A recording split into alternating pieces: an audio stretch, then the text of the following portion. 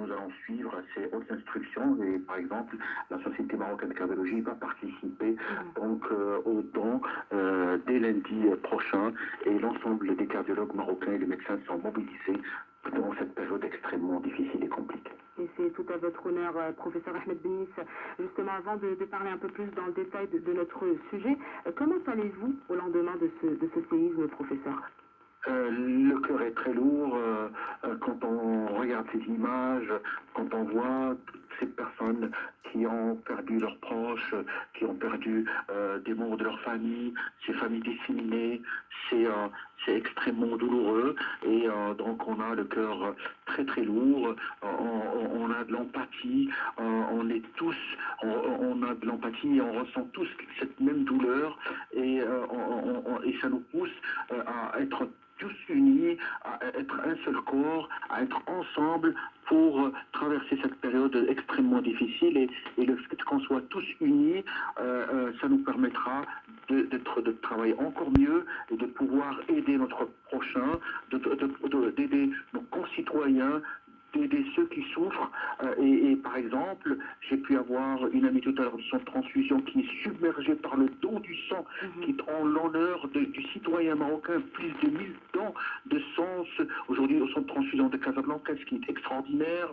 J'ai vu l'appel des médecins réanimateurs pour partir sur les lieux. J'ai vu les appels aux dons, les appels donc, pour aider tous ceux qui souffrent. Donc c'est le temps de la mobilisation, le temps de prendre conscience, quelque chose qui est extrêmement dur à traverser, mais nous allons traverser cette période avec beaucoup de courage, beaucoup de sérénité et beaucoup de force.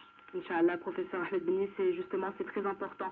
Vous venez d'en parler, cette forte mobilisation, cette solidarité également qui nous fait tous tenir finalement, parce qu'on a tous vécu ce séisme à notre niveau, chacun de son côté. Il y en a qui ont peut-être vécu le séisme donc physiquement avec secousses et voilà, catastrophe, ils ont perdu des gens de leur famille, ils ont été touchés et d'autres qui l'ont vécu un petit peu à distance, mais qui ont quand même souffert de tout ça. Donc finalement, comme vous venez si bien de le dire, très important de rester soudés, mobilisés et faire preuve de solidarité tout au long de cette période. Professeur Ahmed Benis, restez avec nous. On va se retrouver dans un tout petit moment.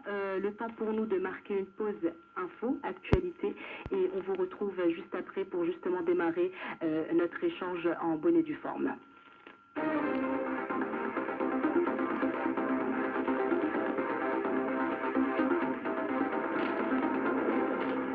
أهلا بكم إلى هذه التغطية الخاصة المتواصلة لزلزال المغرب. حصلت المحينة لوزارة الداخلية المغربية تفيد بارتفاع عدد ضحايا الزلزال إقليمي الحوز إلى 2012 قتيلا و1059 جريحا، 1404 منهم إصاباتهم بالغة. بأمر ابن العاهل المغربي الملكي محمد السادس الإعلان عن حداد وطني ل3 أيام مع تنكيس الأعلام الوطنية فوق المباني العمومية وإقامة صلاة الغائب بعد صلاة ظهر غد الأحد. العهل المغربي ترأس بالقصر الملكي بالرباط جلسة عمل خصصت لبحث الوضع في أعقاب الزلزال. جملة من الإجراءات الاستثنائية في طليعتها تعزيز الوسائل وفرق البحث لتسريع عملية إنقاذ وإجلاء الجرحى. بتعليمات الملك محمد السادس الإعلان عن الإحداث الفوري للجنة بين وزارية مكلفة بوضع برنامج استعجالي لإعادة تأهيل وتقديم الدعم لإعادة بناء المنازل المدمرة مع التكفل بالأشخاص في وضعية صعبة. العهد المغربي يأمر بفتح حساب خاص لدى الخزينة وبنك المغرب بهدف تلقي المساهمات التطوعية التضامنية للمواطنين والهيئات الخاصة والعمومية، فضلا عن التعبئة الشاملة لمؤسسة محمد الخامس للتضامن بجميع مكوناتها. استجابة لنداء وجهه المركز الجهوي لتحقن الدم بمراكش، المراكز الجهوية لتحقن الدم بالمملكة تتعبأ لاستقبال المواطنين من أجل التبرع بالدم لصالح ضحايا الزلزال. نهاية هذه العناوين والكلمة تعود إلى كلمة. Séisme au Maroc, édition spéciale sur Média. Et nous sommes de retour, professeur Ahmed Bennis. Alors justement, pour démarrer notre échange, quelque chose qui m'a personnellement frappé en regardant un peu les témoignages de différentes personnes qui ont justement vécu ce séisme, des citoyens et citoyennes qui ont ressenti un mal-être cardiaque dès les premières secousses.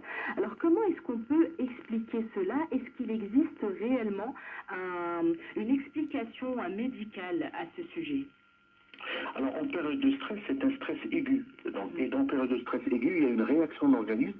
La première réaction, c'est une augmentation de la fréquence de battement du cœur et une augmentation du niveau de pression artérielle, et les artères se mettent en vasoconstriction. Donc, ceci parce que quand en période de stress, on fait appel au système nerveux sympathique. C'est un système qui va accélérer le travail du cœur, qui va mettre l'état de l'organisme en danger. Et donc, ceci peut être tout à fait dans les limites physiologiques, dans les limites normales, peut être bien toléré par quelqu'un bien portant. Par contre, si on a quelqu'un déjà malade du cœur ou quelqu'un qui a déjà eu une attaque cardiaque, ça peut l'aggraver ou ça peut déclencher une attaque cardiaque. Et on a vu dans certains pays, par exemple le Japon, où le nombre d'attaques cardiaques augmente de presque de 20 fois plus après un séisme. Ceci s'explique facilement parce que quand on a des artères bouchées, le fait d'augmenter la fréquence du cœur, d'augmenter la pression et de mettre les artères en spasme, c'est-à-dire ils vont se fermer, et à partir de là, ça peut déclencher un infarctus du myocarde ou un accident cardiaque majeur. Il y a une autre explication aussi, en particulier chez les femmes, le fait de subir ce stress par crise d'angoisse, ça peut libérer beaucoup d'hormones, ce qu'on appelle les catécholamines, les hormones du stress, et ça peut donner des dégâts au niveau du muscle cardiaque, et il y a des parties du cœur qui vont complètement changer, qui ne vont plus pouvoir bouger. Et donc, ça peut donner des cardiopathies, ce qu'on appelle des cardiopathies du stress. Et ça peut parfois donner dans de rares cas des attaques cardiaques, des arrêts cardiaques. Donc on voit aussi un certain nombre de personnes qui ont des poussées de tension artérielle, des gens qui sont des palpitations.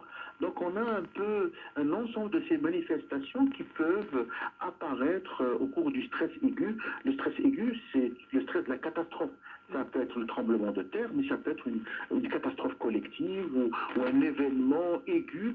C'est, par exemple, on ressemble cette situation lorsque, par exemple, on subit un stress, c'est-à-dire, par exemple, un stress important au travail, un stress, une rupture, par exemple, brutale, la perte d'un être cher. Donc, ce sont des situations de stress aigu qui peuvent expliquer ces manifestations.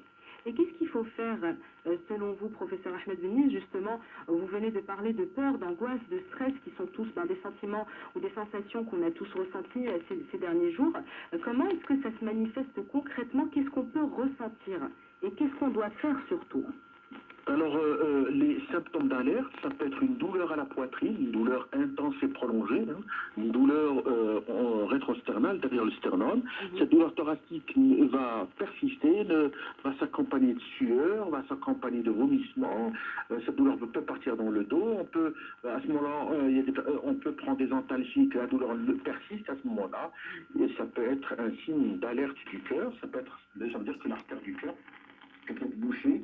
Ça peut être un